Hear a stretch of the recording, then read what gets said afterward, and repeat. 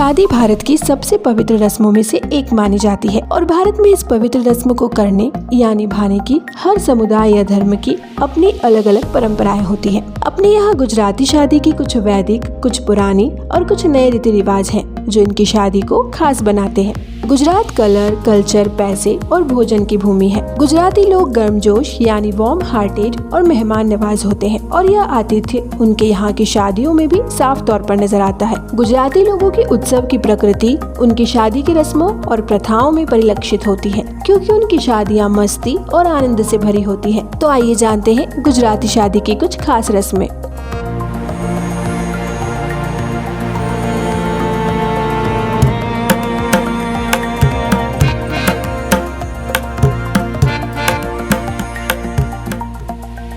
आइए जानते हैं अंतरपाठ के बारे में। गुजराती शादी में एक ऐसी अनोखी रस्म होती है जो आपको मराठी शादियों में भी देखने को मिलती है। इसमें जयमाला से पहले दूल्हा और दुल्हन के बीच पर्दा लगाया जाता है और दूल्हा और दुल्हन के बीच फेरे शुरू होने से पहले उनके बीच में पर्दे को रखा जाता है ताकि दोनों को एक दूसरे की नजर न लगे। बाद में जयमाला और फेरे की रस्म के लिए पर्दा नीचे कर दिया जाता है। इस रस्म को ही अंतरपाठ कहा जाता है। गुजराती शादी में इस रस्म को बहुत महत्वपूर्ण माना जाता है। आइए जानते हैं चेरो पकड़ियों की रस्म। गुजराती शादी की इस रस्म में दूल्हा अपनी सास की साड़ी पकड़ता है और उनसे उपहार मांगता है। बाद में दूल्हे को कई सारे उपहार दिए जाते हैं। इस रस्म का नाम चेरो पकड़ियो होता है और इसके बिना गुजराती शादी को अधूरा माना जाता है। गोलधना की रस्म।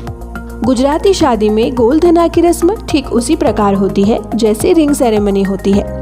इस रस्म में दूल्हा अपनी होने वाले जीवन साथी को रिंग पहनाता है और फिर दुल्हन अपने होने वाले पति को रिंग पहनाती है। इसके बाद दूल्हा और दुल्हन अपने परिवारों की 5 विवाहित महिलाओं से आशीर्वाद लेते हैं। अब जानते हैं वर घोड़ा रस्म। इस रस्म में दूल्हे की जो भी बहन होती है वह अपने भाई की बारात के घर से निकलने से पहले दूल्हे के सिर पर सिक्के वारती है। मान्यताओं के अनुसार यह रस्म करने से दूल्हे को नजर नहीं लगती है। यह रस्म बहन तब तक करती है जब तक दूल्हा घोड़े पर सवार होकर अपनी बारात के लिए घर से निकलता है। अब हम सब ने हिंदू रस्मों के हिसाब से हमेशा 7 फेरे देखे हैं, पर क्या आप जानते हैं कि सिंधी की तरह गुजराती शादियों में भी 4 ही फेरे लिए जाते हैं। आइए जानते हैं इसका क्या कारण है। दरअसल ऐसा कहा गया है कि शास्त्रों में 7 फेरों के विधान के बारे में कोई भी जानकारी वर्णित नहीं है। ग्रंथों में भी 4 फेरों की ही बात मौजूद है। हाँ, लेकिन 7 वचनों के बारे में जरूर लिखा है।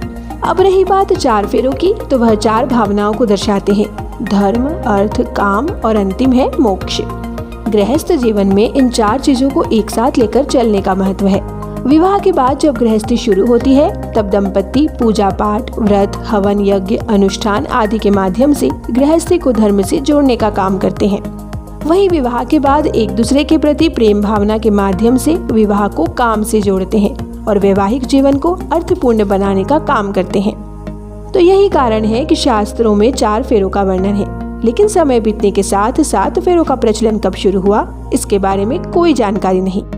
तो ये था हमारा आज का वीडियो पसंद आए तो इसे लाइक और शेयर करें और चैनल को सब्सक्राइब करना ना भूलें।